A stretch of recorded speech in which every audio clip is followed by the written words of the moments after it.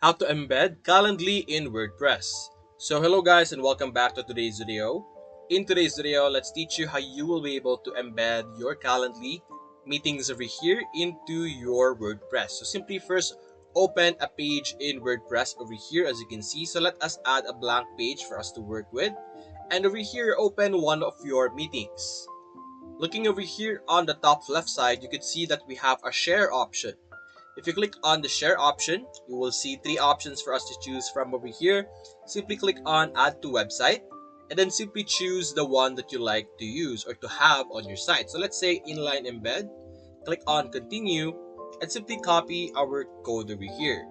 Now going into our WordPress over here, if you click on plus over here, we could simply search embedded over here and paste it over here.